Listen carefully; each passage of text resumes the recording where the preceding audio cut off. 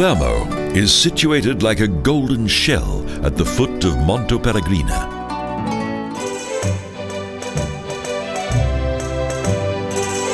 Once known as the stronghold of the Mafia, the capital of Sicily has gradually improved its image, and the joie de vivre of its inhabitants has turned it into one of the most lively cities in Italy.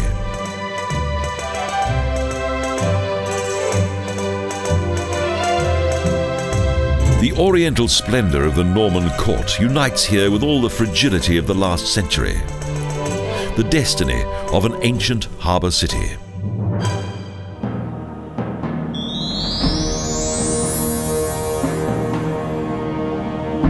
The monumental Palermo Cathedral is located on the edge of the Piazza Cathedrale, throughout the centuries a place for rendezvous, celebrations, and justice.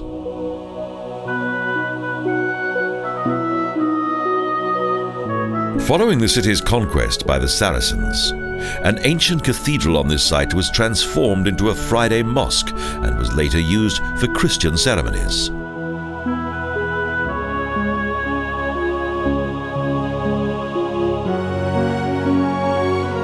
As it had suffered serious earthquake damage, the Norman Archbishop Walter of the Mill ordered that the building be demolished and that the new cathedral be built on the site.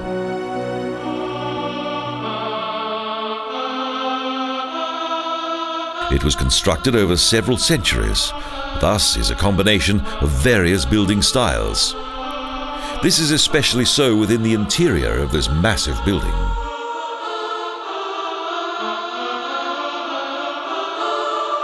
It was here that monarchs were crowned and both emperors and kings were interred, a holy and historic place.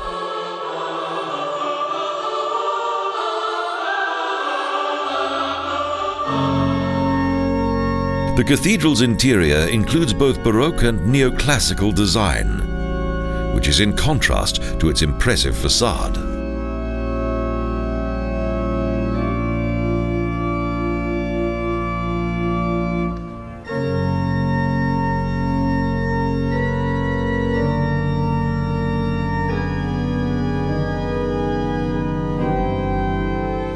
The emperor's graves within this chapel are of historical importance. A number of precious sarcophagi contain the remains of Emperor Friedrich II and also the Norman King Roger II, including their respective wives.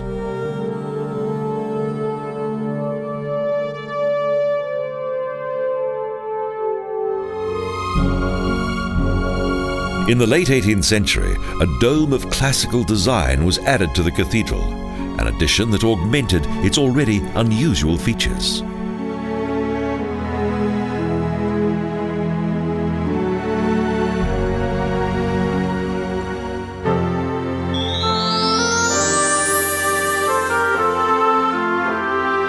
The Porta Nuova is a noble gate that leads into the old town. It was built to commemorate Emperor Karl V's successful campaign against the Moors.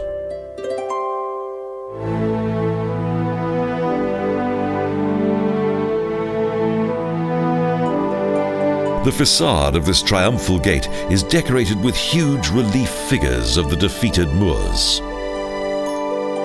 Emperor Karl conquered the Berbers in 1535.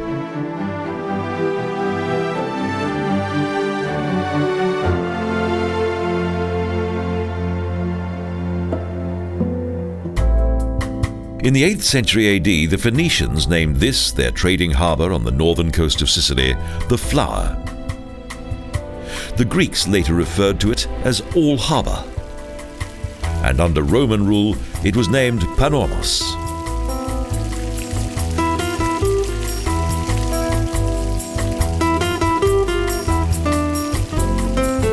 Its most prosperous years came when the Arabs conquered Sicily. The Islamic architects transformed the harbour city into a fairy tale from the 1001 Nights.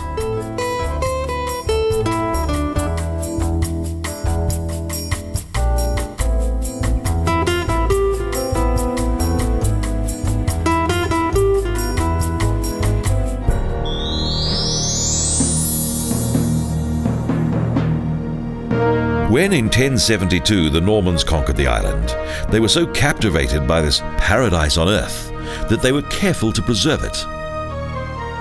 They admired its oriental splendor and Arabian-Norman architecture.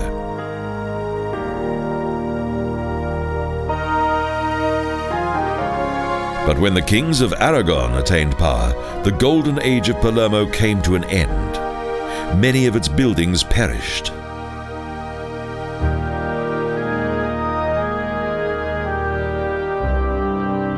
But the Palazzo dei Normanni remained intact. The palace was built in the 9th century by the Arabs, later enlarged by the Normans, and it saw many transformations thereafter.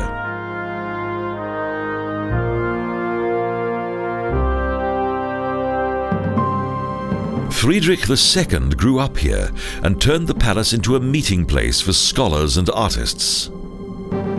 A grandiose setting for the exquisite court life of those times. For several centuries, this Norman palace has been the island's political center of power. Even today, it is the seat of the Sicilian government as well as the region's parliament.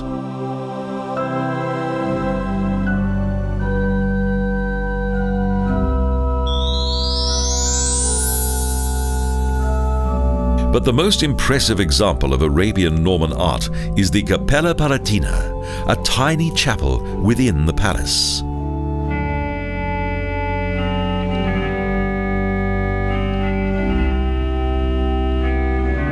Shining mosaics adorn the walls and ceilings. They feature scenes from both the Old and New Testaments. The Norman monarchs were highly religious and believed that they had been ordained by God. The king's palace was the center of a cosmopolitan realm.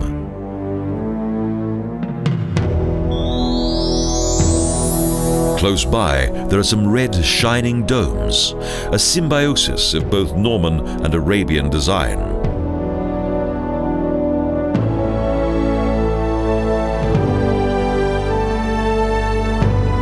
The small church of San Giovanni degli Eremiti has a dramatic past. First, it was a Benedictine monastery, later a mosque, and was then transformed back into a church.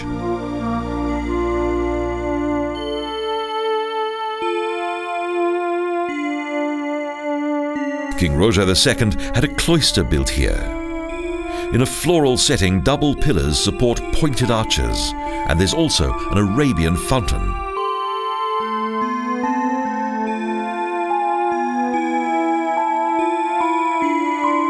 It's a place of silence and tranquility. A Muslim paradise that was transformed into a cloister. A fairy tale-like atmosphere, like something from another world.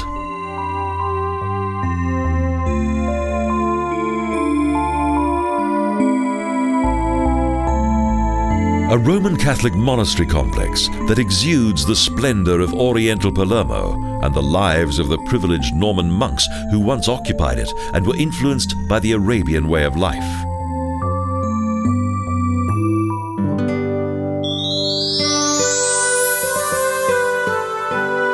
The Castello Della Zisa is the largest building of Arabian design in Palermo.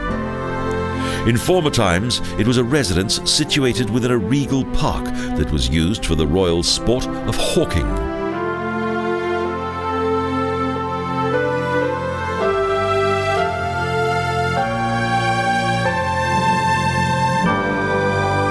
The name originates from the Persian-Arabian name of its former owner, King Al-Aziz, the Shining One.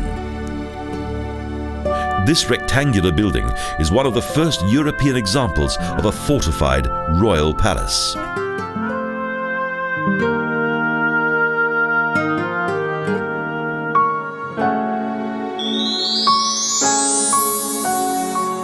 Near to it is a place of the macabre, a Capuchin monastery with an entrance that leads to a number of catacombs.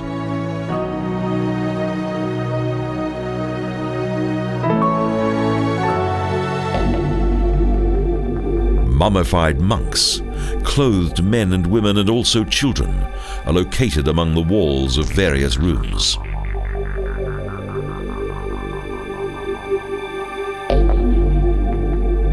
Only the wealthy could afford to be laid to rest in this way, with the deceased having been meticulously clothed by their family.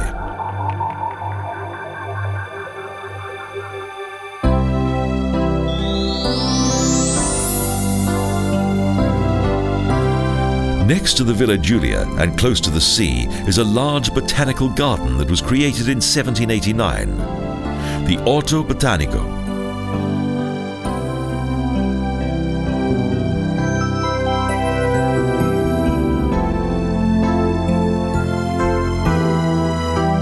An oasis of tranquility within the old town. Once the privileged domain of the members of the royal court, it is now open to the public.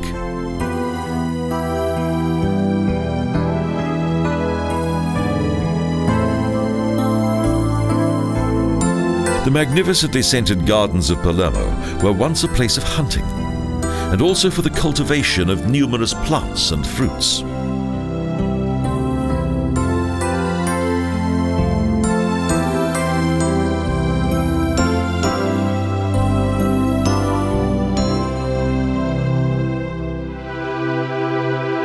Much attention was paid to the fine arrangement of the gardens, and various famous contemporary architects were allowed to realize their most creative ideas here.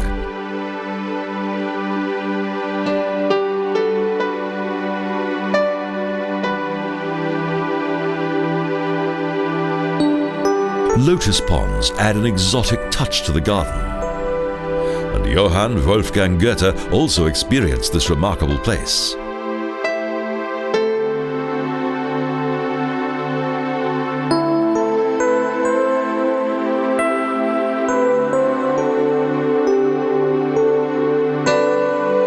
Avenues of kapok and magnolia trees cross this 11-hectare garden that contains more than 20,000 plants from all over the world.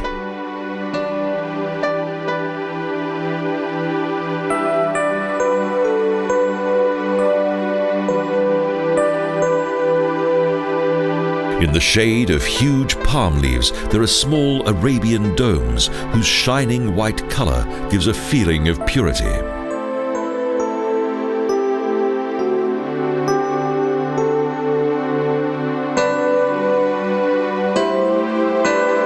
The blossoming splendor of oriander, hibiscus and tamarisk is a wonderful sight.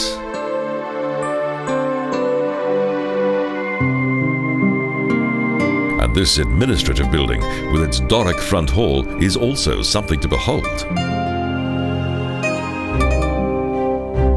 The mighty medieval Palazzo Chiamonte is a truly magnificent Gothic building. It demonstrates the self-confidence of the Sicilian nobility. At the old harbour of La Cala, the all-harbour of antiquity, is the Baroque triumphal gate of Porta Felice that was built in the 17th century and was modelled on the Porta Nuova.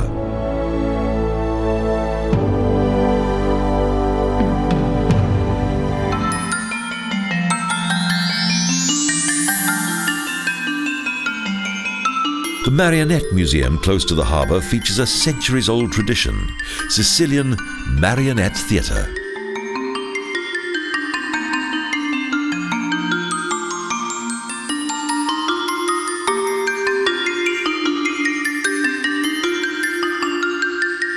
This is where Norman crusaders battled against their heathen foe. Medieval campaigns between Christian knights and Arabian invaders.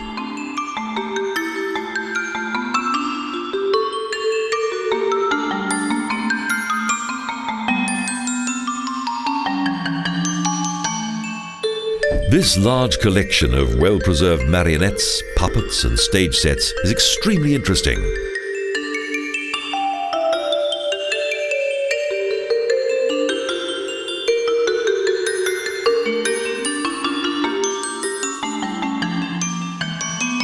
The traditional marionette theatre is still performed in the summer months, and the performers are a fascinating sight.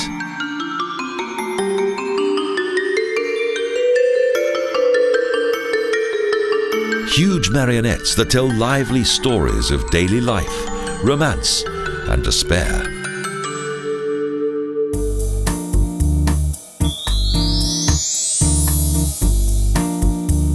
Consisting of both an industrial and a yachting area, Palermo's new harbour is situated north of its historic counterpart. This is the meeting place of the elite.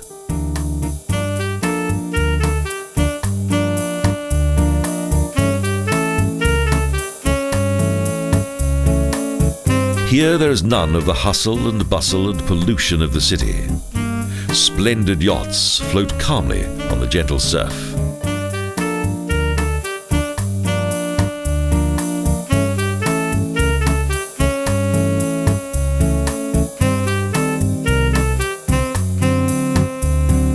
It is as though all those of any importance have a yacht here, even if they rarely set sail on the open sea.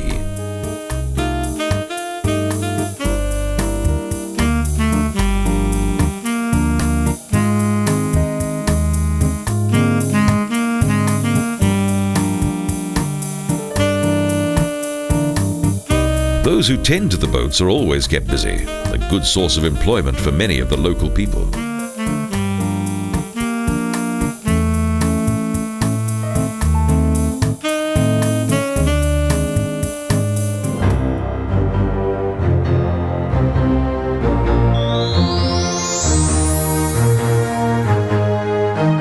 Lions carved from stone guard the entrance to the opera castle of the Teatro Massimo. Famous operas were once performed in this magnificently renovated building.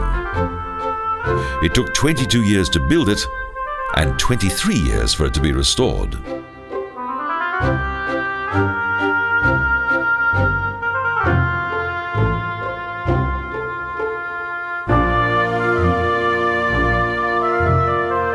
Huge stone pillars support the ostentatious structure of this, the third largest music theatre in Europe, designed by Giovanni Battista Basile.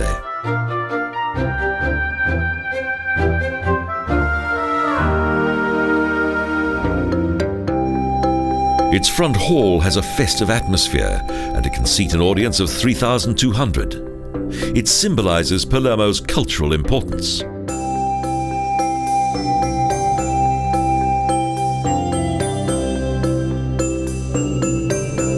When the festive triumphal march of Verdi's Aida began to sound, several elephants were once used to adorn its 800-meter square stage.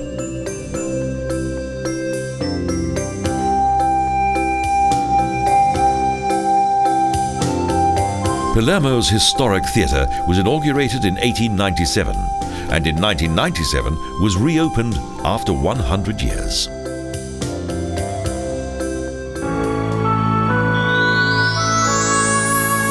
The Museo Archeologico is one of the most important archaeological museums in Europe and is contained within a monastery.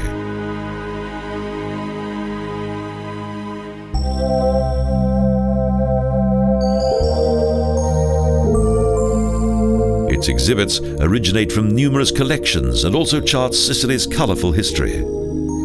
And it also features objects from various corners of the world.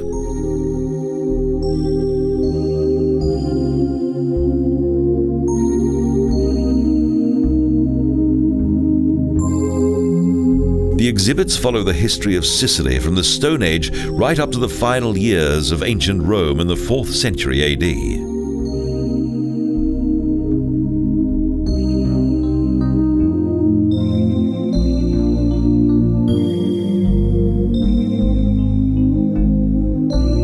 It's certainly well worth a visit, as it contains a fascinating collection of exhibits from many epochs.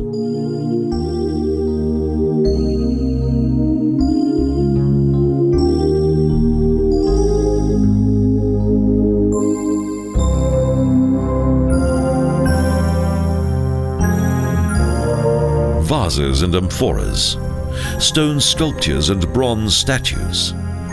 A huge array of exhibits are contained within this fine museum.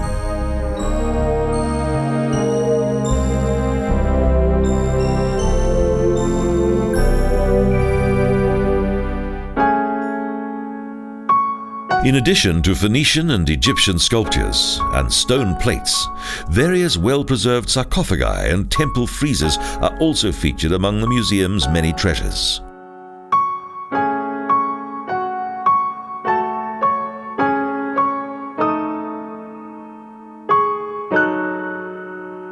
Its precious exhibits highlight the history of this lively island.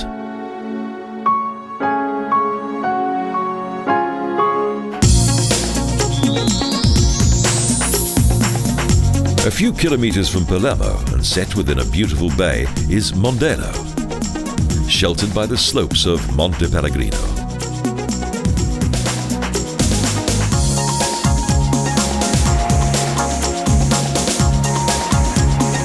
In the 19th century, this former fishing village was transformed into an elegant holiday resort with magnificent sandy beaches.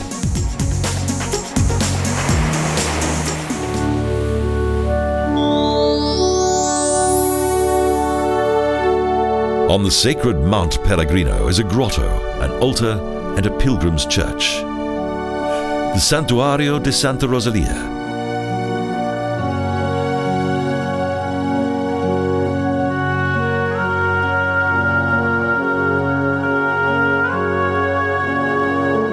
According to legend, it was here that a shepherd discovered the bones of the holy Rosalia. They were taken to Palermo, and consequently a plague of that time came to an end.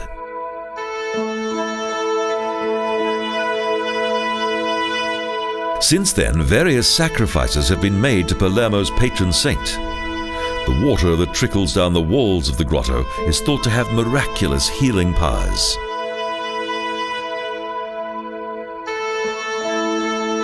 The breathtaking view from Monte Pellegrino across Palermo Bay also captivated Johann Wolfgang Goethe.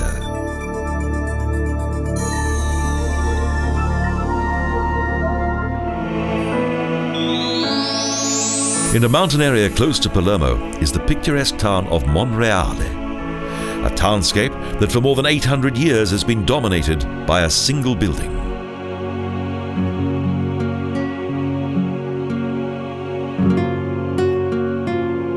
Monreale Cathedral was built due to a struggle for power between the Bishop of Palermo and the Norman king William II.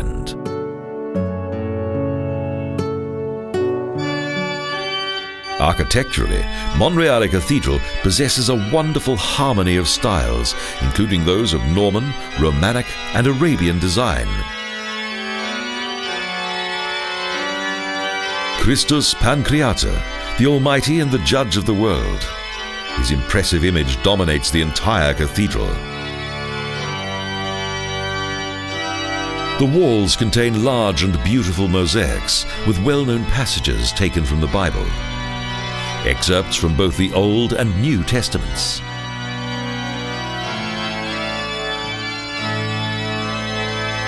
Each corner of the cathedral has a story to tell. The mosaics in the nave illustrate the creation of earth and the evolution of man.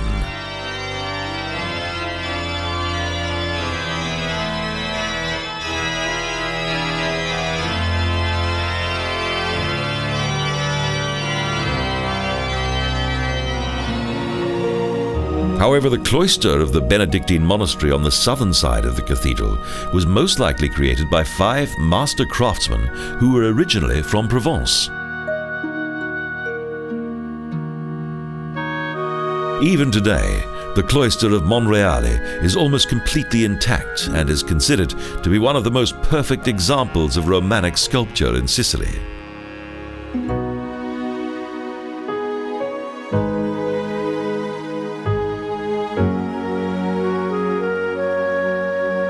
Each of its 228 beautiful double marble columns was individually designed, a combination of sculptures and mosaics within the cathedral.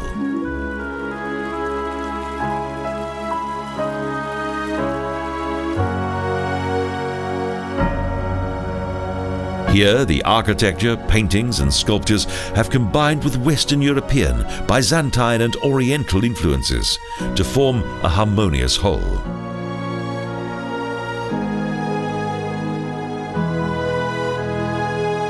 This Norman cathedral and its adjacent cloister are 2 historical jewels that give a special significance to the small town of Monreale. They proudly look down upon their former rival, the Sicilian metropolis of Palermo, that has been both feared and loved, a flower within a golden shell.